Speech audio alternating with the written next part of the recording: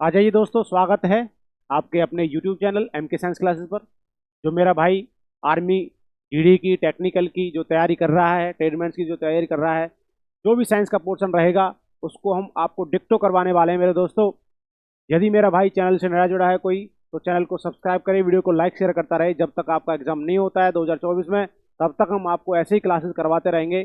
ठीक है जी, चलिए स्टार्ट करते हैं, टाइम वेस्ट ना करते हुए फर्स्ट क्वेश्चन की तरफ चलते हैं मेरे दोस्तों। फर्स्ट क्वेश्चन देखिए, आपके सामने लिखा हुआ है, मस्तिष्क को सुरक्षित रखने वाली हड्डियों की संख्या कितनी होती है।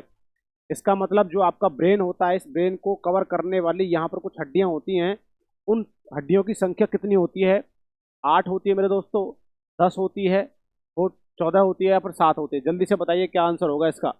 देखिए दोस्तों, ध्यान रखिए, उन हड्डियों को जो नाम लिया जाता है, उनका नाम लिया जाता है, उनको बोलते हैं क्रेनियम। क्या बोलते हैं? उन हड्डियों को बोलते हैं क्रेनियम। और इनकी जो संख्या होती है मेरे बच्चों, वो होती है 8। कितनी होती है? 8। तो देखिए आंसर जो होगा कितना होगा, फर्स्ट क्या होगा। क्रेनियम की जो संख्या होती है, जो आपके ब्रेन को सुरक्षित रखती है, मस्तिष्क को, उनकी संख्या होती है 8 दोस्तों। ठीक है जी, तो ध्यान रखिए। चलिए अगला क्वेश्चन की तरफ चलते हैं। क्वेश्चन नंबर सेकंड आपके सामने है, मस्तिष्क का सोचने समझने तर्क शक्ति बुद्धि का केंद्र कौन सा होता है। मस्तिष्क का एक भाग होता है, और जो आपका सोचने समझने तर्क शक्ति बुद्धि का केंद्र कहलाएगा, उसको हम क्या कहते हैं मेरे बच्चों? उसको सेरिबेलम कहेंगे, सेरिब्रम कहेंगे, हाइपोथैलेमस कहेंगे, या फिर मेडुला ऑब्लोंगेटा कहेंगे। जल्दी से कमेंट करके बताइए। तर्क शक्ति बुद्धि रीजनिंग का, थिंकिंग पावर का, ठीक है जी, अंडरस्टैंडिंग पावर का जो पॉइंट होता है वो कौन सा होता है दोस्तों? तो ध्यान रखना, वो सबसे बड़ा भाग होता है जिसको हम बोलते हैं सेरिब्रम। क्या बोलते हैं मेरे बच्चों? सेरिब्रम बोलते हैं। ठीक है जी, ये कहते हैं मस्तिष्क के ब्रेन का 2/3 भाग होता है। 3 हिस्सों में से 2 हिस्सा किसके होते हैं? सेरिब्रम के। और बाकी में क्या होता है? एक हिस्से में सारा पूरा का पूरा ब्रेन होता है मेरे भाइयों। ध्यान रखना, इसको हम कह सकते हैं ये 67% होता है टोटल वेट का। किसके वेट का? ब्रेन के वेट का कितना होता है? 67%। यदि ब्रेन के वेट की बात करें, जो आपका मस्तिष्क का जो वजन है उसकी हम बात करते हैं, तो आपका होता है 1350 से लेकर, और कितना होता है? 1400 ग्राम। कितना होता है मेरे भाइयों? 1350 से लेकर कितना होता है? 1400 ग्राम। अप्रोक्सीमेट हम कह सकते हैं 1.5 kg। कितना होता है? लगभग कितना है? लगभग की मैं बात करता हूँ मेरे बच्चों, तो लगभग होता है वो 1.5 kg। ठीक है। और यदि मैं फिक्स रेशियो की बात करता हूँ तो होता है 1350 से 1400 ग्राम। और बॉडी जो आपका ब्रेन होता है, ब्रेन के कुल वजन का 67% भाग जो होता है वो सेरिब्रम में होता है। ठीक है जी, विशेष तौर पर ध्यान रखें। और ये एक अग्र मस्तिष्क का भाग है। कौन से मस्तिष्क का भाग होता है? ये अग्र मस्तिष्क का भाग है। जो आपका अगला वाला भाग होता है मस्तिष्क का, उस अग्र मस्तिष्क का भाग होता है जिसको हम बोलते हैं फोर ब्रेन। क्योंकि आपका ब्रेन जो होता है बच्चा, वो 3 भागों में बांटा जाता है, फोर ब्रेन, मिड ब्रेन और हिंड ब्रेन। ठीक है जी, तो फोर ब्रेन जो होता है जिसको हम अग्र मस्तिष्क कहते हैं, उसका ही पार्ट होता है सेरिब्रम। ठीक है जी, तो विशेष तौर पर ध्यान रखिए मेरे बच्चों। चलिए आगे की तरफ चलते हैं। जो मेरा भाई चैनल से नया जुड़ा है, चैनल को सब्सक्राइब, वीडियो को लाइक शेयर करता रहे। ठीक है जी, चलिए अगला क्वेश्चन आपके सामने है। क्वेश्चन नंबर थर्ड है, जीव का कौन सा भाग खट्टे की पहचान करता है। जीव के जो भाग होते हैं, कौन सा भाग खट्टे की पहचान करेगा? आपको पता होगा दोस्तों, जो जीव का भाग होता है अगला वाला भाग, ये क्या करता है? ये करता है मीठा। क्या करता है? मीठा।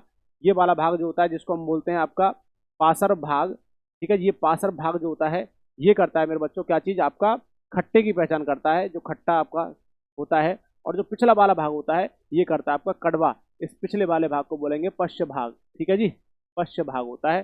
ध्यान रखिए कौन सा भाग होगा।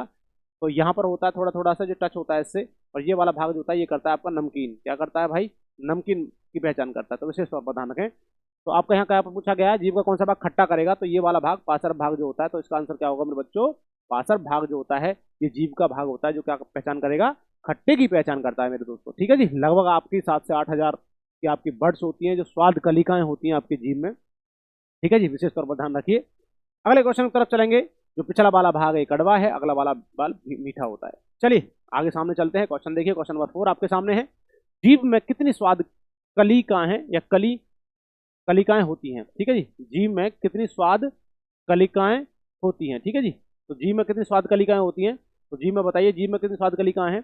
5000 से 6000 होती हैं, 7000 से 9000, 12000 से 15000, 2000 से 5000। जल्दी से बताइए। तो अभी मैंने आपको बताया है मेरे बच्चों, ध्यान रखिए। जो जीव में स्वाद कलिकाएं, जो टेस्ट बर्ड्स होती हैं, जो टेस्ट देने का काम करती हैं, वो कितनी होती है? 7000 से 9000 हम लगा सकते हैं। ठीक है जी बच्चों, ध्यान रखिए 7000 से 9000 टेस्ट बर्ड स्वाद कलिकाएं आपके जीव में होती हैं। अगला क्वेश्चन आपके सामने, क्वेश्चन नंबर 5 है, निम्नलिखित में से कौन सी एक धातु है? जल्दी से बताइए, which is of the metal, इनमें से कौन सी है? तो कौन सा है भाई साहब? लोहा मेटल होता है, या फिर आपका जस्ता मेटल होता है, ठीक है, या फिर एल्यूमिनियम मेटल होता है, या फिर इसमें से नाइट्रोजन मेटल होता है। तो जल्दी से बताइए, इसमें से कौन सा आपका, यहाँ पर आपका इनमें से कौन सी एक धातु यहाँ पर आप ना नहीं लिख लो, नहीं है, ठीक है। तो कौन सी धातु नहीं है ये लिखिए आप। तो ध्यान रखना, जो इनमें से धातु नहीं है मेरे बच्चों, वो कौन सा होगा बच्चा? वो कौन सा है आपका? नाइट्रोजन। कौन सी नहीं है? नाइट्रोजन जो है ये क्या है आपका? गैस है, और प्लस में इसको हम कह सकते हैं नॉन मेटल भी है। क्या है? Non metal. नॉन मेटल को बोलते हैं अधातु। क्या है मेरे बच्चों? अधातु है, ठीक है। तो विशेष तौर पर ध्यान रखें, नाइट्रोजन जो होती है ये क्या है? एक अधातु है, इसका मतलब ये धातु नहीं है। लोहा, जस्ता, एल्यूमिनियम जो होते हैं ये क्या होते हैं भाई साहब? आपका धातु मतलब मेटल होते हैं। और मेटल की क्वालिटी होती है, इनमें से क्या होता है? इलेक्ट्रिसिटी आसानी से गुजर सकती है, तन्यता का गुण पाया जाता है, आघात वर्धता होती है। विशेष तौर पर ध्यान रखें। अगला क्वेश्चन आपके सामने है, क्वेश्चन नंबर 6, ड्यूटेरियम की द्रव्यमान संख्या कितनी होती है? ड्यूटेरियम होता है भाई साहब जो हाइड्रोजन के 3 समस्थानिक होते हैं, 1H1, 1H2, ठीक है जी, और 1H3। ये एटॉमिक नंबर होता है और ये एटॉमिक मास होता है, मतलब कि परमाणु क्रमांक नीचे वाला ये परमाणु क्रमांक होता है, परमाणु क्रमांक है। और ऊपर वाला जो होगा ये क्या होगा? परमाणु भार। परमाणु भार है मेरे बच्चों, ठीक है जी। विशेष तौर पर ध्यान रखें। तो ध्यान रखना, इसमें ड्यूटेरियम को पूछा है तो ये होता है आपका ड्यूटेरियम। सेकंड होता है ड्यूटेरियम जो होता है, वैसे हम कहें आपको सुना होगा D2O, भारी जल जो होता है ड्यूटेरियम ऑक्साइड, तो D2 है, ये हाइड्रोजन का समस्थानिक होता है। तो इसका एटॉमिक नंबर जो है, परमाणु संख्या है वो 1 है, और परमाणु भार जो है वो 2। इसका मतलब कितना हो गया भाई साहब? द्रव्यमान संख्या कितनी होती है ड्यूटेरियम की? कितनी होती है? 2 होती है। इसका मतलब थर्ड आंसर इसका होगा, ठीक है जी बच्चों। तो ड्यूटेरियम की द्रव्यमान संख्या कितनी होती है? 2 होती है मेरे बच्चों। चलिए अगला क्वेश्चन देखिए, क्वेश्चन नंबर 7, हीमोग्लोबिन में निम्नलिखित में से कौन सी धातु मौजूद होती है? जल्दी से बताइए, हीमोग्लोबिन में कौन सी धातु मौजूद होती है मेरे बच्चों? तो बताइए, वो निकेल है, लोहा है, या कॉपर है, या जिंक है? जल्दी से। वेरी गुड, बहुत अच्छे जवाब आ रहे हैं बच्चों के, शानदार भाई। गुड इवनिंग दोस्तों, गुड इवनिंग।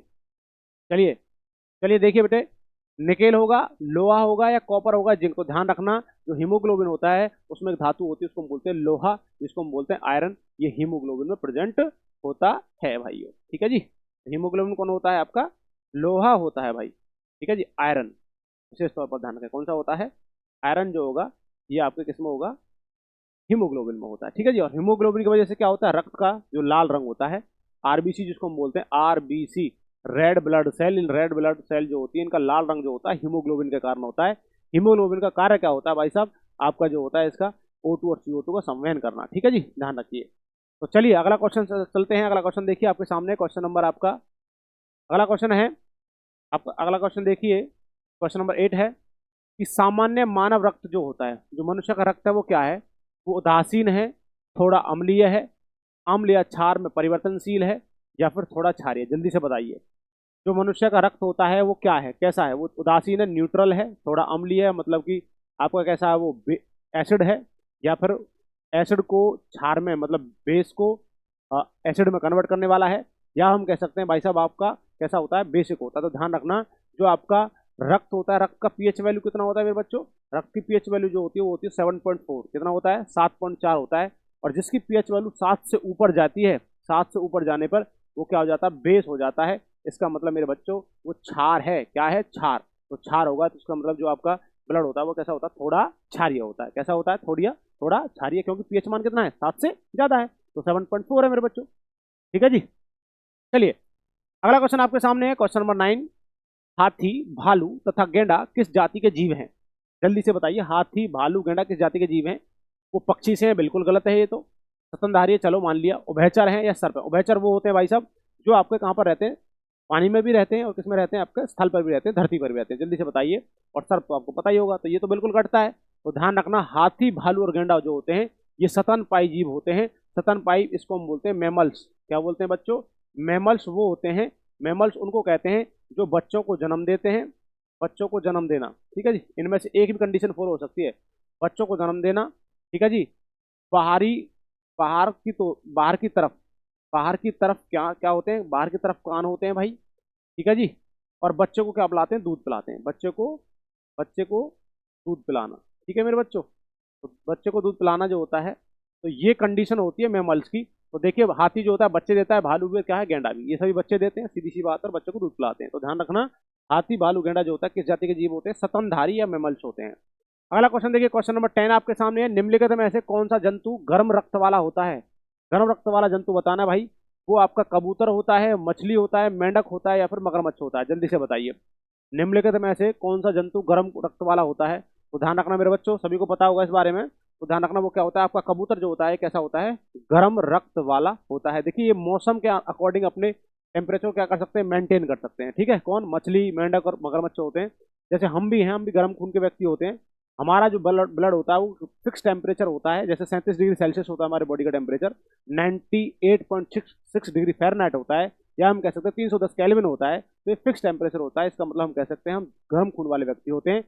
हमारी सर्दी आती है तो हम अपना बचाव खुद करेंगे, इसका मतलब ऐसा नहीं है कि सर्दी आए तो सर्दी के अकॉर्डिंग हम अपना टेम्परेचर मेंटेन कर लेंगे। भाई मान के चलिए 7 डिग्री सेल्सियस आपका टेम्परेचर चला गया सर्दियों में, तो अपने बॉडी का टेम्परेचर 7 डिग्री तो नहीं कर सकते हैं आप। हाँ, तो क्या कर सकते हैं भाई, आप कपड़े पहन सकते हैं, अपने आप को प्रोटेक्ट कर सकते हैं उस सर्दी से, उस गर्मी से, ठीक है जी।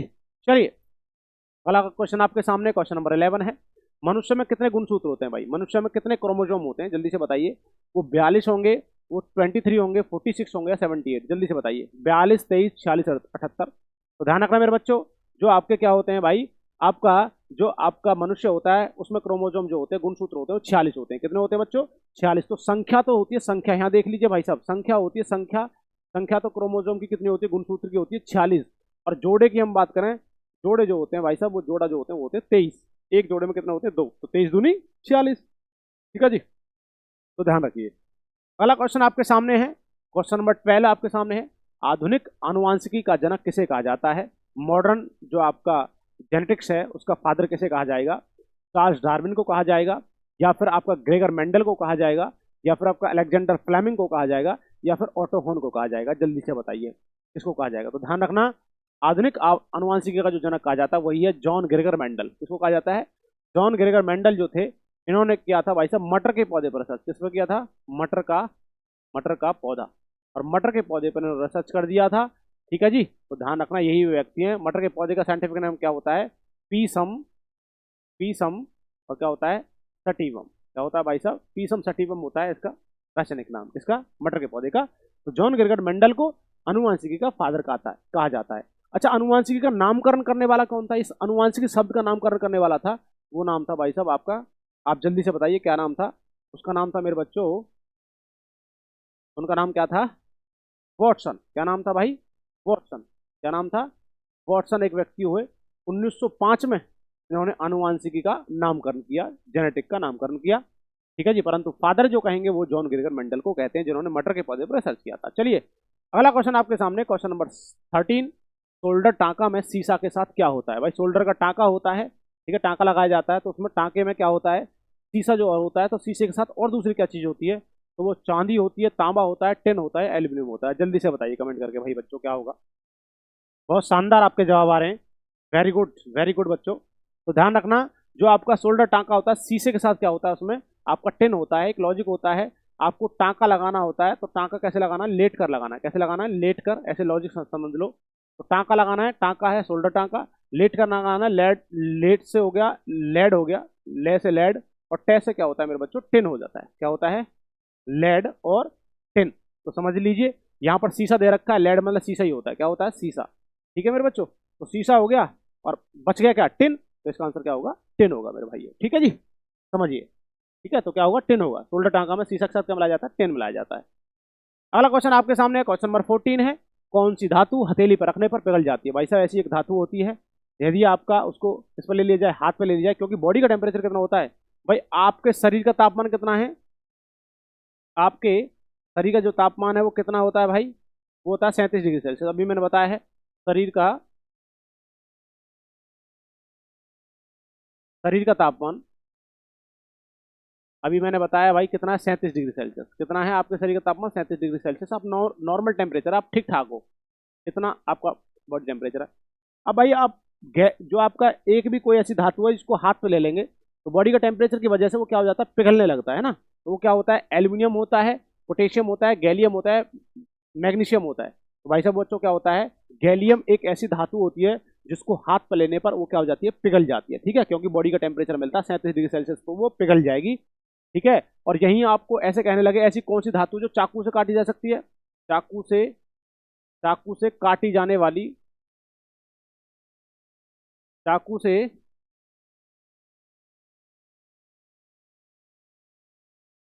चाकू से काटी जाने वाली धातु। तो मेरे बच्चों वो क्या होता है भाई, वो होता है आपका सोडियम। क्या होता है बच्चों, सोडियम जो होता है, जिसको किससे काटा जा सकता है, चाकू से काटा जा सकता है। ठीक है मेरे बच्चों, विशेष तौर पर ध्यान रखें। चलिए अगला क्वेश्चन देखिए, क्वेश्चन नंबर आपके सामने है, क्वेश्चन नंबर 15 है। ग्राम बेल ने किसका आविष्कार किया था। जो ग्राम बेल है उन्होंने किसका आविष्कार किया था, टेलीफोन का किया है, बल्ब का किया है, रडार का किया है, रेल का किया है, इंजन किया है, मतलब रेल इंजन का किया है। जल्दी से बताइए क्या होगा, क्या आंसर होगा इसका। ग्राम बेल ने किसका आविष्कार किया था। तो बच्चों ध्यान रखना, लॉजिक ऐसे आप लगा सकते हो कि गांव में बेल सी फैली होती थी पहले समय में, किसकी फैली होती थी वो बता दो अब मुझे। तो किसकी फैली होती थी वो बच्चों, फैली होती थी किसकी, टेलीफोन की। किसकी फैली होती थी, टेलीफोन की। क्या फैली होती थी, बेल सी फैली होती थी। तो विशेष तौर पर ध्यान रखें, तो क्या होगा इसका आंसर, टेलीफोन। क्या होगा मेरे बच्चों, टेलीफोन होगा मेरे भाइयों। ठीक है जी, तो ग्राम बेल ने किसका आविष्कार किया था, टेलीफोन का आविष्कार किया था मेरे बच्चों। चलिए सामने चलते हैं, आगे की तरफ चलिए। चलिए अगला क्वेश्चन देखिए, क्वेश्चन नंबर आपके सामने है, 16 क्वेश्चन है। भाई साहब एटम बम का आविष्कार किसने किया है, एटम बम का आविष्कार किसने किया था। माइकल फेराडे ने किया है, मार्कोनी ने किया है, रॉबर्ट ओपनर हाइमर ने किया है, या फिर सैमुअल कोल्ट ने किया है। तो बताइए जल्दी से कमेंट करके। तो ध्यान रखना भाई साहब, जो आपका एटम बम का आविष्कार किसने किया है, वो क्या है भाई साहब, आपका एटम बम का आविष्कार किया था रॉबर्ट ओपन हाइमर ने। किसने किया था, रॉबर्ट ओपन हाइमर ने किया है। अच्छा, माइकल फेराडे ने किसका किया था, ट्रांसफार्मर का, ट्रांसफार्मर का। भाई साहब कॉपी पेन लेकर बैठ जाइए, जो जो चीज लिखवा रहे हैं उनको राइट डाउन करते लीजिए। जी मार्कोनी है, इन्होंने किया था रेडियो का। किसका किया था, रेडियो का। और सैमुअल कोल्ट जो किया है ये किया था बंदूक का। ठीक है जी, तो सैमुअल कोल्ट ने किस किया, बंदूक का। और मार्कोनी ने किसका किया था, रेडियो का। और माइकल फेराडे ने किया था ट्रांसफार्मर का। और भाई एटम बम का किया था, वैसे ऑटो हॉर्न बोलते हैं इसको, रॉबर्ट ओपन हाइमर है। ठीक है जी, चलिए अगला क्वेश्चन आपके सामने, क्वेश्चन नंबर 17। कान की हड्डियां कान के किस भाग में पाई जाती हैं। तो कान में हड्डियां होती हैं, ठीक है जी, आपको पता होगा, मेलियस, इनकस, स्टेपिस, 3 हड्डियां होती है। कौन कौन सी होती हैं, कान में 3 हड्डियां होती है। मेलियस होता है, मेलियस होता है, एक इनकस होती है, और एक आपकी क्या होती है, स्टेप्स। क्या होती है, स्टेप्स। इनके बारे में पूछ रहा है, 3 हड्डियां होती है, फर्स्ट सेकंड थर्ड, ये सीरीज भी ऐसी होती है इनकी। ठीक है, तो ध्यान रखना ये 3 हड्डियां होती है, कान के किस भाग में पाई जाएंगी, बाह्य कान में, मध्य कान में, अंत कान में, या मध्य कान या बाह्य कान में। जल्दी से बताइए, outer ear, middle ear, inner ear, या आउटर या मिडल इनर दोनों में, जल्दी से बताइए। तो ध्यान रखना, जो आपकी हड्डियां होती हैं ये कान के मध्य भाग में किसमें पाई जाती हैं, मिडल ईयर में मेरे बच्चों क्या पाई जाती है, आपकी कान की हड्डियां पाई जाती हैं। ठीक है जी, अगला क्वेश्चन आपके सामने, क्वेश्चन नंबर 18। सबसे बड़ी मांसपेशी का नाम बताइए। जल्दी से कमेंट करके बता दीजिए भाई क्या आंसर होगा इसका, जल्दी से बताइए मेरे बच्चों।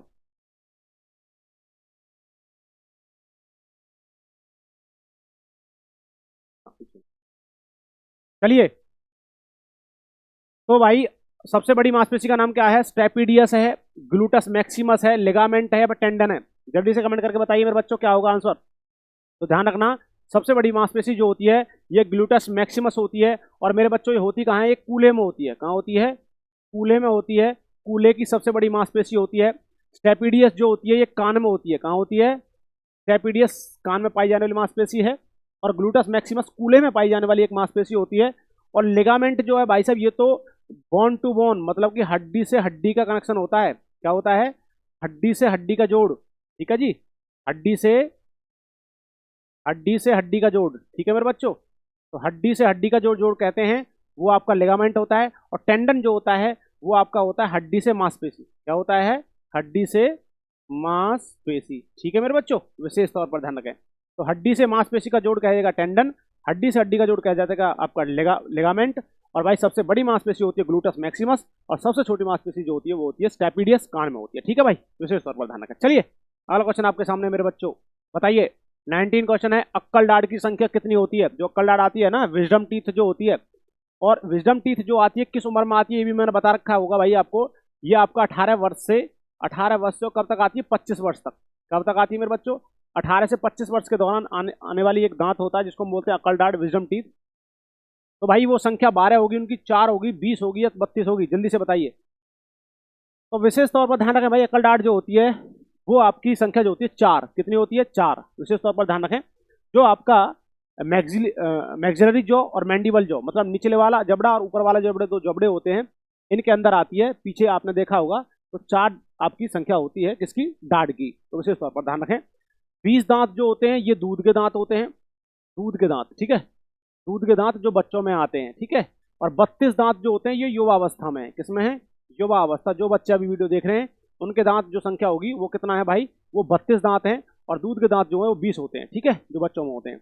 और 4 दांत जो होते हैं वो भाई साहब अक्कल डाड़ के होते हैं। चलिए अगला क्वेश्चन आपके सामने है, क्वेश्चन नंबर 20, कि मनुष्य में कितने दांत 2 बार आते हैं, जल्दी से बताइए, मनुष्य में कितने दांत 2 बार आते हैं। तो भाई साहब वो 12 दांत होते हैं, 20 दांत होते हैं, 32 दांत होते हैं, पर 4 दांत, ऐसे दांत मनुष्य में जो 2 बार आते हैं। तो विशेष तौर पर ध्यान रखें मेरे बच्चों, जो 2 बार दांत आते हैं वो भाई साहब कौन से होते हैं, आपके 12 वाले दांत होते हैं, ठीक है जी, विशेष तौर पर ध्यान रखें। चलिए अगला क्वेश्चन, टोटल दांत आपसे पूछने लगे, मनुष्य के जीवन काल में टोटल दांत कितने आते हैं। तो 20 दूध के होते हैं और भाई साहब 32 ये हो गए, तो टोटल कितने होते हैं, 52 दांत आते हैं। कितने आते हैं, 52, ये बच्चे में और ये युवावस्था में, ठीक है। अगला क्वेश्चन आपके सामने है मेरे बच्चों, क्वेश्चन नंबर 21, विटामिन के खोजकर्ता कौन है भाई, बर्जेलियस हैं, ठीक है, बर्जेलियस हैं, या फिर आपका विलियम हार्वे हैं, फंक हैं, कूने हैं, जल्दी से बताइए कमेंट करके इसका आंसर क्या होगा मेरे बच्चों, जल्दी से बता दो।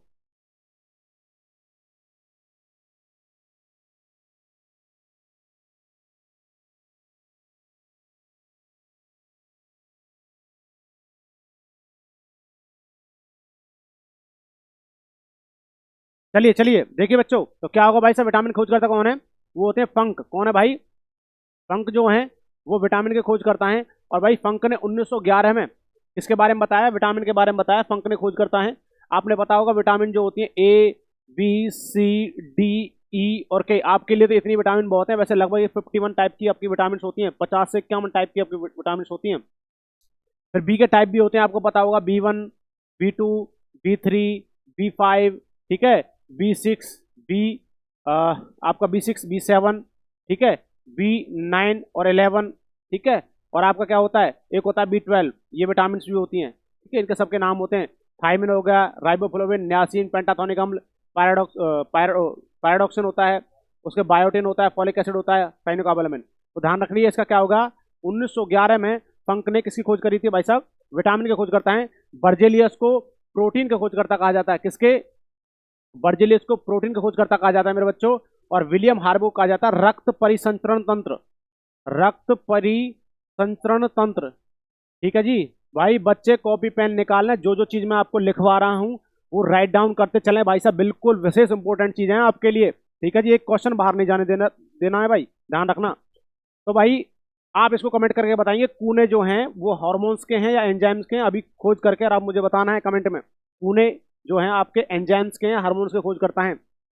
अगला क्वेश्चन आपके सामने है, क्वेश्चन नंबर 22, विटामिन B12 का रासायनिक नाम क्या होता है। अभी बताया मैंने, विटामिन B12 पार्ट होता है विटामिन बी का, साइनोकोबालामिन है, पेंटाथोनिक अम्ल है, या फिर आपका राइबोफ्लेविन है, या फिर फॉलिक एसिड है, जल्दी से बताइए। विटामिन B12, भाई साहब कॉपी पेन लेके बैठिए, मैं फिर आपसे कह रहा हूं, आप जो जो मैं चीज लिखवा रहा हूं उनको राइट डाउन करते रहें। तो ध्यान रखना, साइनोकाबालामिन इसका आंसर है। ये विटामिन B12 का क्या है, रासायनिक नाम है। पेंटाथोनिक की मैं बात करता हूँ, ये विटामिन B5 का है। इसकी मैं राइबोफ्लोविन की बात करता हूँ तो ये होता है विटामिन B3, किसका होता है, विटामिन B3 का। और भाई आपका जो फॉलिक एसिड है ये आपका विटामिन विटामिन B7 का, किसका है, विटामिन B7 का, ठीक है, विटामिन B7 9 11 का, किसका है, 9 और 11 का। तो B9 का आपका नाम है फॉलिक एसिड, राइबोफ्लेविन का B3 है, और पेंटाथोनिक अम्ल का B5 है, और साइनोकोबालामिन का क्या है, B12। विशेष तौर पर ध्यान रखें। एक बार एक क्वेश्चन कहा गया था, ऐसा कौन सा विटामिन होता है जो आपकी बड़ी आंत में बनाया जाता है, बड़ी आंत में, ठीक है। तो बड़ी आंत में जो बनाया जाता है भाई वो होता है B12, कौन सा होता है, B12, और एक होता है विटामिन के। ये दो विटामिन जो होते हैं B12 और विटामिन के, बड़ी आंत में बनाया जाता है, आपने सुना होगा। एक आपका बैक्टीरिया होता है, कौन सा बैक्टीरिया होता है भाई साहब, इकोलाई नाम का बैक्टीरिया होता है। ये सिम्बायोटिक रिलेशन, सहजीवी संबंध दर्शाता है, जिससे आपका क्या बनाएगा, इसको तो भाई साहब खाने के लिए चीजें मिल जाती है, और ये आपको क्या देता है, विटामिन के और विटामिन B12, ठीक है जी। चलिए अगला क्वेश्चन आपके सामने है, क्वेश्चन नंबर 23। भाई साहब बहुत सारे क्वेश्चन है आपके लिए, ये समझ लीजिए भाई, हम 4 ऑप्शन हम करते हैं तो इसका मतलब एक क्वेश्चन नहीं 4 क्वेश्चन आपके क्लियर होते हैं। और सपोज दैट आप 50 क्वेश्चन यहाँ करते हैं तो 50 मल्टीप्लाई बाय 5 4 तो कितना हो गया 200 क्वेश्चन आप एक क्लास में कर लेते हैं भाई। ठीक है जी। तो विशेष तौर पर ध्यान रखें। क्वेश्चन नंबर 23, विटामिन B12 और के शरीर के किस भाग में बनाया जाता है? तो मैंने अभी बताया था, तो छोटी आंत में, बड़ी आंत में, यकृत में, अमाशय में। जल्दी से बताइए। तो ध्यान रखना B12 और के शरीर के किस भाग में बनाया जाता है भाई? आपकी बड़ी आंत में बनाया जाता है मेरे बच्चों। किसमें? बड़ी आंत में बनाया जाता है बच्चों। ठीक है। अगला क्वेश्चन आपके सामने, क्वेश्चन नंबर 24, मनुष्य के मस्तिष्क का वजन कितना होता है? मैंने पहले जब क्लास स्टार्ट हुई थी तभी मैंने आपको बताया था। तो बच्चों कितना होता है मनुष्य के ब्रेन का वजन? अभी मैंने बताया, जल्दी से कमेंट कर बताइए। 1200 से 1300 ग्राम, 1350 से 1400 ग्राम, 1600 से 1800 ग्राम, या 280 से 300 ग्राम? जल्दी से बताइए कमेंट करके क्या आंसर होगा भाई।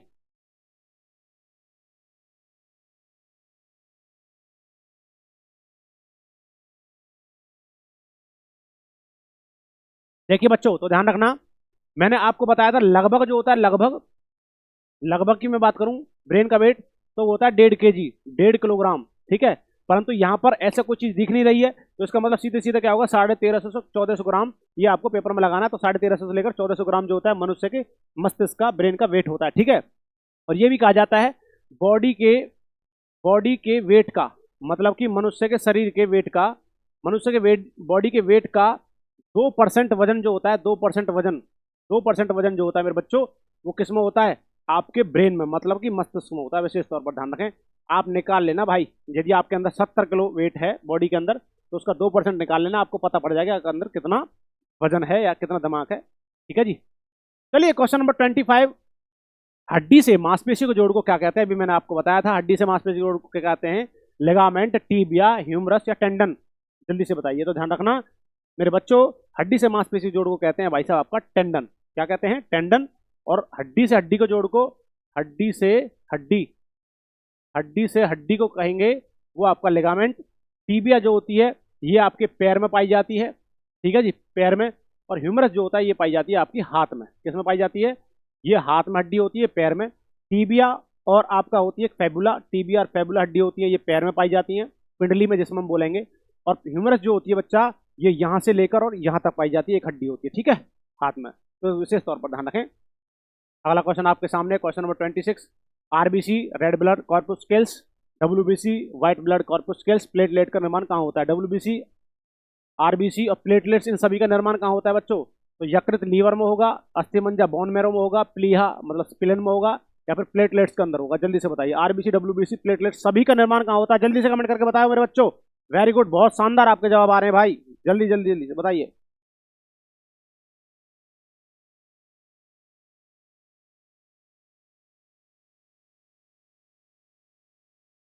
तो मेरे बच्चों कहाँ होता है? आपका होता है अस्थि मंजा में। कहाँ होता है बच्चों? बोन मैरो के अंदर क्या होता है आपका? आरबीसी, डब्ल्यूबीसी, प्लेटलेट्स का निर्माण होता है मेरे बच्चों। ठीक है जी। तो ध्यान रखें, बोन मैरो, अस्थि मंजा, हड्डियों के बीच में खोखली जगह होती है, जिसमें आपका ब्राउन कलर का क्या होता है, एक लिक्विड फॉर्म हम कह सकते हैं, वो भरा होता है, जो क्या करता है? आरबीसी, डब्ल्यूबीसी, प्लेटलेट्स का निर्माण करता है। ये प्लिया जो होता है इसको हम बोलते हैं बेटा ब्लड बैंक। क्या बोलते हैं? Blood bank. जहां पर हम कह सकते हैं ब्लड बैंक भाई साहब, तो खून का जो बैंक है। और लीवर जो होता है सबसे बड़ी ग्रंथि है, सबसे सबसे बड़ी ग्रंथि, शरीर की सबसे बड़ी ग्रंथि की मैं बात करता हूँ, लीवर होता है। और प्लेटलेट्स जो होती है रक्त का थक्का बनाती है। क्या बनाती है मेरे बच्चों? रक्त का थक्का बनाना। रक्त का थक्का बनाना मतलब ब्लड क्लॉटिंग में जो कराने का हेल्प करती हैं, वो आपकी प्लेटलेट्स होती है। ठीक है बच्चों, चलिए, शानदार, बहुत अच्छे। क्वेश्चन नंबर 27 आपके सामने है, मस्तिष्क के अध्ययन को क्या कहते हैं भाई साहब? स्टडी ऑफ ब्रेन, ह्यूमन की स्टडी को क्या कहते हैं? ब्रेन की स्टडी को एंसिफेनोलॉजी, ओडेंटोलॉजी, डर्मेटोलॉजी या कार्डियोलॉजी? जल्दी से बताइए, चारों के आंसर बताने हैं आपको, क्या क्या आंसर होते हैं। ठीक है, जल्दी से बताइए। तो मेरे बच्चों, शानदार शानदार, वेरी गुड। भाई साहब, यदि वीडियो अच्छी लग रही है, हम आपके लिए इतना मेहनत कर रहे हैं, यदि वीडियो अच्छी लग रही है चैनल को सब्सक्राइब करें, वीडियो को लाइक शेयर करते रहें, अपने दोस्तों के पास भी भेजते रहें। ठीक है जी, आपके एक कार्य से हमें मोटिवेशन मिलेगा। प्रत्येक दिन हम आपके के लिए ऐसी क्लासेस लाते रहेंगे। चलिए, तो ध्यान रखना, एंसिफेनोलॉजी जो होता है ये तो होता है ब्रेन का। किसका? ब्रेन का मतलब मस्तिष्क का। ठीक है, मस्तिष्क का कौन सा है? एंसिफेनोलॉजी। ठीक है।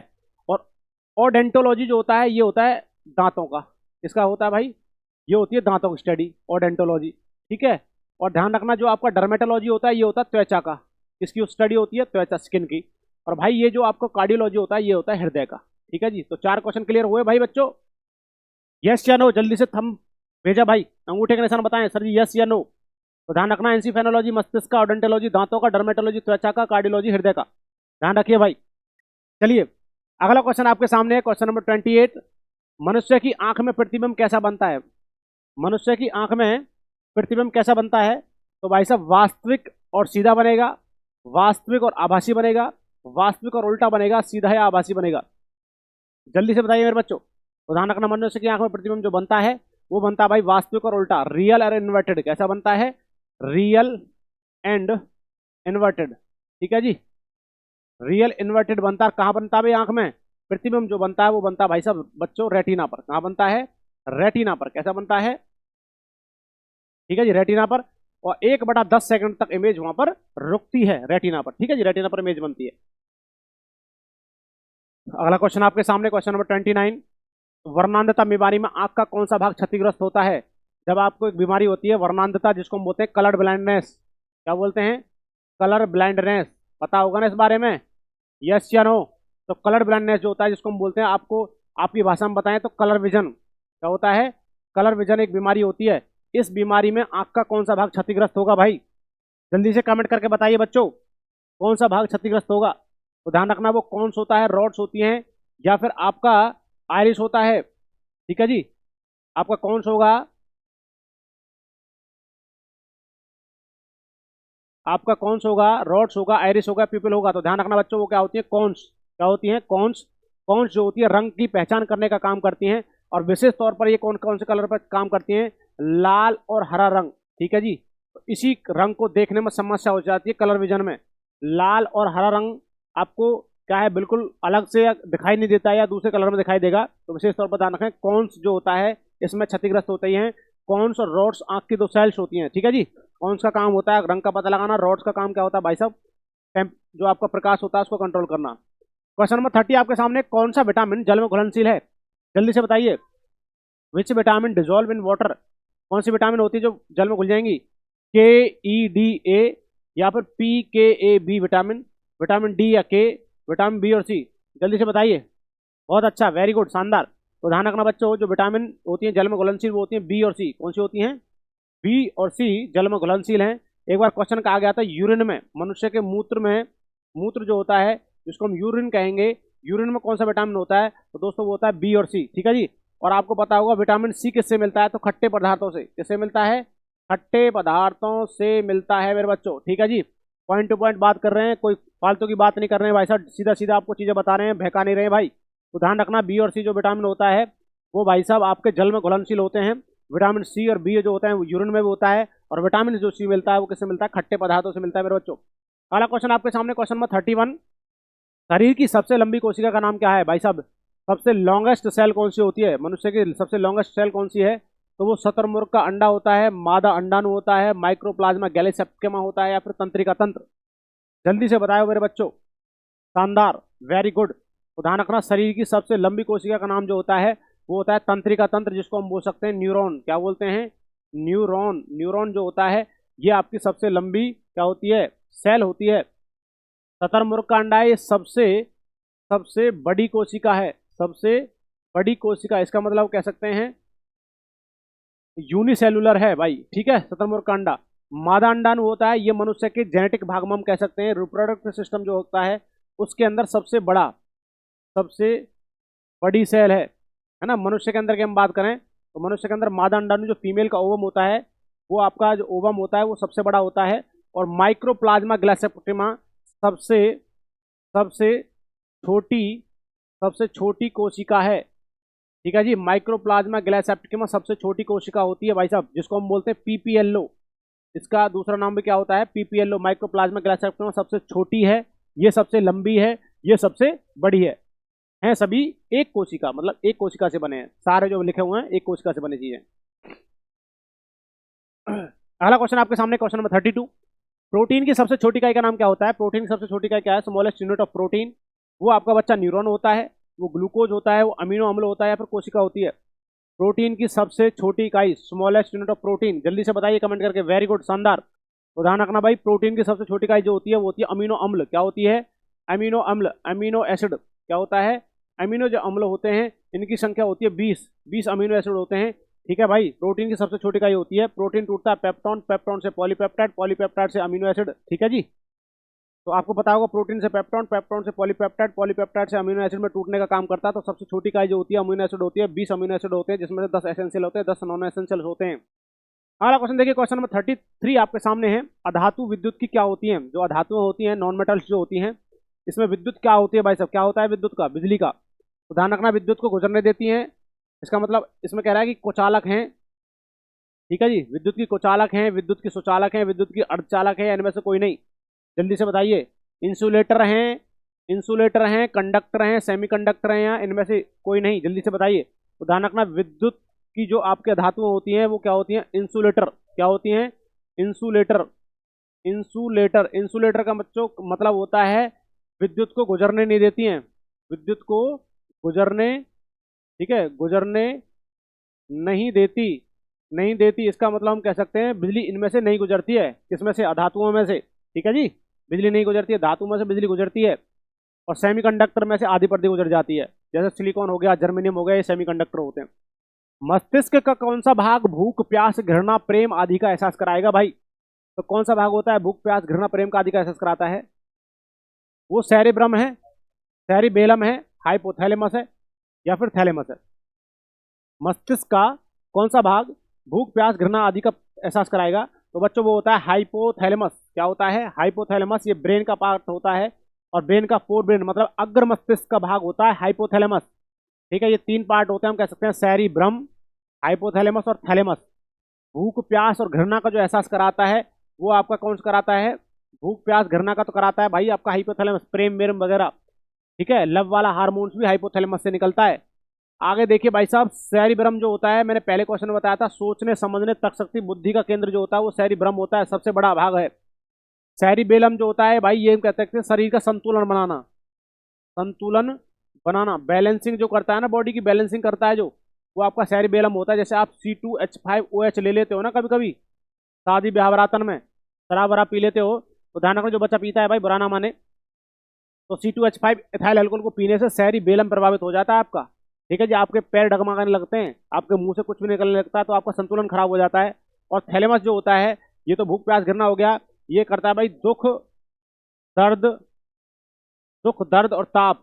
ठीक है जी, जो आपका दुख, दर्द, ताप आदि का एहसास कराता है वो करता है भाई आपका थैलेमस। विशेष तौर पर ध्यान रखें, लिख लीजिए इन बातों को भाई। अगला क्वेश्चन आपके सामने, क्वेश्चन नंबर 35। हंसाने वाली गैस कौन सी है? किसे कहा जाता है भाई हंसाने वाली गैस? ठीक है, लाफिंग गैस कौन सी होती है? नाइट्रोजन डाइऑक्साइड है, कार्बन मोनोऑक्साइड है, नाइट्रस ऑक्साइड है, अमोनिया है? जल्दी से बताइए। हंसाने वाली गैस जो होती है वो कौन सी गैस होती है मेरे बच्चों? तो ध्यान रखना भाई, जो आपका नाइट्रस ऑक्साइड होती है, N2O होती है मेरे बच्चों, ये आपकी हंसाने वाली गैस होती है।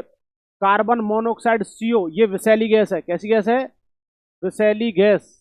ठीक है जी, जो विषैली गैस है वो कौन सी है बच्चों? वो होती है कार्बन मोनोऑक्साइड। अमोनिया, इसका फॉर्मूला क्या होता है? NH3। अमोनिया का बता दिए क्या करती है। ठीक है जी, चलिए। और नाइट्रोजन डाइऑक्साइड जो होती है, NO2 जो होती है, ये आपके एसिड रेन का काम करती है। SO2 और NO2, सल्फर डाइऑक्साइड और नाइट्रोजन डाइऑक्साइड अम्ल वर्षा का काम करती हैं। चलिए अगला क्वेश्चन देखिए, क्वेश्चन नंबर आपके सामने अगला है, क्वेश्चन नंबर 36 है। त्वचा के अध्ययन को क्या कहते हैं? Study of skin. भाई ओडेंटोलॉजी कहेंगे, साइटोलॉजी कहेंगे, माइकोलॉजी कहेंगे, या डर्मेटोलॉजी कहेंगे? जल्दी से बताइए बच्चों, त्वचा के अध्ययन को, स्किन के, स्टडी ऑफ स्किन क्या कहलाती है भैया? तो ध्यान रखना, स्टडी ऑफ स्किन कहलाती है भाई आपका डर्मेटोलॉजी। क्या कहलाती है? डर्मेटोलॉजी। ठीक है जी, डर्मिस एपिडर्मिस लेयर होती है भाई साहब आपके किसमें? स्किन में। ऊपर वाली लेयर होती है एपिडर्मिस, दूसरी वाली लेयर होती है डर्मिस। ओडेंटोलॉजी होता है दांतों का। किसका होता है? ओडेंटोलॉजी दांतों का है। साइटोलॉजी हम कह सकते हैं भाई साहब, ये आपका होता है कोशिका का। ठीक है जी, कोशिका का अध्ययन होता है साइटोलॉजी। और आपका माइकोलॉजी होता है, ये होता है कवकों का अध्ययन। किसका होता है? कवकों का। और भाई डर्मेटोलॉजी तो मैंने बता ही दिया है, त्वचा का अध्ययन है। ठीक है जी, 4 क्वेश्चन कंप्लीट हो जाते हैं भाई, एक क्वेश्चन से 4 क्वेश्चन। ठीक है मेरे बच्चों, बड़ा ही शानदार क्लासेस रही है भाई आपके लिए। क्वेश्चन नंबर 37 हीरा विद्युत का क्या है भाई? हीरा जो विद्युत का क्या होता है? कुचालक होता है, सुचालक होता है, अर्धचालक होता है। हीरे से बिजली गुजर सकती है, नहीं गुजर सकती, कहने का मतलब ये है। तो भाई हीरा जो होता है विद्युत का कुचालक, सुचालक, अर्धचालक, या इनमें से कोई नहीं। तो ध्यान रखना, हीरा विद्युत का क्या होता है? कुचालक, इंसुलेटर है, इसमें से बिजली नहीं जा सकती है। ठीक है जी, विशेष तौर पर ध्यान रखें। और परंतु हीरा जो होता है ना, हीरा, ये आपका भैया हीट का क्या होता है, हीट का मतलब ऊष्मा जो होती है, ऊष्मा का क्या है भाई, ऊष्मा का सुचालक है। इसका मतलब इसमें से ऊष्मा गुजर सकती है। सुचालक का मतलब जिसमें से कोई चीज गुजर जाए, कुचालक का मतलब जिसमें से कोई चीज ना गुजरे। ठीक है भाई, तो ध्यान रखें, हीरा क्या होता है, हीट का सुचालक होता है भाई, विशेष तौर पर ध्यान रखें। अगला क्वेश्चन आपके सामने है, क्वेश्चन नंबर 38। शरीर की सबसे छोटी मांसपेशी शरीर के किस भाग में पाई जाती है? भाई शरीर की सबसे छोटी मांसपेशी, सबसे छोटी मसल्स कहाँ पाई जाती है? तो भाई वो नाक में पाई जाएगी, हृदय में, कान में या मस्तिष्क में? जल्दी से कमेंट करके बताइए, बहुत शानदार, वेरी गुड। चलिए, तो ध्यान रखना, शरीर की सबसे छोटी जो मांसपेशी पाई जाती है भाई साहब, वो कहाँ पाई जाती है? कान में, जो नाम होता है स्टेपेडियस। स्टेपीडियस, स्टेपेडियस जो होती है शरीर की सबसे छोटी मांसपेशी होती है, और कहाँ पाई जाती है? कान में। हड्डी भी कहाँ पाई जाती है? कान में ही, जो सबसे छोटी होती है उसको हम बोलते हैं स्टेप्स। स्टेप सबसे छोटी हड्डी कान में, सबसे छोटी मांसपेशी स्टेपेडियस कान के अंदर ही पाई जाती है भाई। अगला क्वेश्चन आपके सामने है, क्वेश्चन नंबर 39। मांसपेशियों में कौन सा प्रोटीन होता है? भाई विच प्रोटीन प्रेजेंट इन मसल्स? कौन सा प्रोटीन होता है भाई मांसपेशियों में? वो ओसिन प्रोटीन होता है, केराटिन प्रोटीन होता है, मायोसिन होता है, कैरोटीन होता है? जल्दी से बताइए। ठीक है, तो ध्यान रखना मेरे बच्चों, मांसपेशियों में जो प्रोटीन होता है वो कौन सा होता है? वेरी गुड, तो ध्यान रखना, मांसपेशियों में प्रोटीन जो होता है वो होता है मायोसिन। कौन सा होता है बच्चे? मायोसिन। देखिए मैं आपसे कहता हूँ, हड्डियों में जो होता है वो होता है ओसिन प्रोटीन, हड्डी में ओसिन। ठीक है, क्रेटिन जो होता है ये होता है नाखून और बाल में। किसमें होता है? नाखून और बालों में जो प्रोटीन होता है वो कौन सा होता है मेरे बच्चों? वो होता है क्रेटिन। मायोसिन होता है मांसपेशियों में। किसमें? मांसपेशियों में। ठीक है मेरे बच्चों, भाई साहब मजा आ रहा है तो चैनल को सब्सक्राइब, वीडियो को लाइक शेयर करते रहे मेरे दोस्तों। चलिए, तो ध्यान रखना, मायोसिन और कैरोटीन जो होता है मोस्टली इसको हम कहते हैं गाजर में पाया जाता है। किसमें पाया जाता है? गाजर में कह सकते हैं, और भाई आपका गाय के दूध में भी कह सकते हैं, गाय के दूध में। तो ध्यान रखें भाई, तो गाजर में और गाय के दूध में कौन सा पाया जाता है? कैरोटीन प्रोटीन पाया जाता है। ठीक है बच्चों, चलिए अगला क्वेश्चन आपके सामने है, क्वेश्चन नंबर 40। भाई न्यूट्रॉन पर कौन सा आवेश होता है? जो न्यूट्रॉन होते हैं ना, प्रोटॉन, इलेक्ट्रॉन, प्रोटॉन और न्यूट्रॉन पर कौन सा आवेश होता है? न्यूट्रॉन पर पूछ रहा है। ठीक है जी, तो ऋणात्मक होता है, धनात्मक होता है, शून्य होता है, इनमें से कोई नहीं, ये सभी। तो भाई साहब ध्यान रखना, ना नेगेटिव होगा ना धनात्मक होगा। भाई साहब जो न्यूट्रॉन पर चार्ज होता है वो शून्य होता है। आपको पता है भाई, इलेक्ट्रॉन पर नेगेटिव चार्ज, प्रोटॉन पर पॉजिटिव चार्ज और न्यूट्रॉन पर जीरो चार्ज होता है। आपको पता है कि इलेक्ट्रॉन का जो चार्ज की वैल्यू होती है -1.6 मल्टीप्लाई बाय 10⁻19 कूलाम होती है। और भाई आपकी प्रोटीन की जो वैल्यू होती है, जो प्रोटॉन की वैल्यू होती है वो कितनी होती है? 1.6 मल्टीप्लाई बाय 10⁻19 कूलाम। और भाई जो आपका होता है न्यूट्रॉन, न्यूट्रॉन पर कोई चार्ज नहीं होता, तो जीरो होता है। ठीक है बच्चों, तो ध्यान रखिए, इलेक्ट्रॉन के खोजकर्ता, प्रोटॉन के खोजकर्ता पता होगा। एक लॉजिक होता है, यहाँ मैं लिख देता हूँ आपके लिए, ईंट पर नाच। ईंट पर नाच शायद आपने सभी ने पढ़ा होगा। ईंट पर नाच, ई से होता है इलेक्ट्रॉन। ठीक है मेरे बच्चों, ई से इलेक्ट्रॉन, और खोजकर्ता टे से थॉमसन। क्या होगा? टॉमसन, थॉमसन, जे थॉमसन हुए। पै से प्रोटॉन। भाई बच्चों ध्यान रखें, प्रोटॉन और प्रोटॉन खोज करता है रदरफोर्ड। कौन है? रदरफोर्ड या गोल्डस्टीन। भाई कंफ्यूज मत होना, गोल्डस्टीन आए तो गोल्डस्टीन लगा देना। रदरफोर्ड या गोल्डस्टीन है। ने से हो गया न्यूट्रॉन, और न्यूट्रॉन के खोजकर्ता जो है बच्चों वो है जेम्स चैडविक। कौन है जी बच्चों? तो ध्यान रखिए, इनका स्क्रीनशॉट ले लीजिए, इनको राइट डाउन कर लीजिए मेरे बच्चों। ठीक है जी, तो लगभग हमने कितने क्वेश्चन किए भाई? 40 क्वेश्चन किए, और बड़े ही शानदार आपने क्वेश्चन किए भाई। 40 नहीं किए हैं भाई हमने, मल्टीप्लाई 4 से कर लीजिए, तो 160 हमने क्वेश्चन किए हैं। बड़े मजेदार क्वेश्चन है। और भाई साहब आपका जो मेरा भाई आर्मी की तैयारी कर रहा है, उस प्रत्येक जो आपकी जो भी ट्रेड है सभी के लिए आपके लिए क्लास हेल्पफुल रहेगी। चलते हैं भाई साहब, आपकी क्लास कल होगी। जय हिंद, जय भारत, धन्यवाद।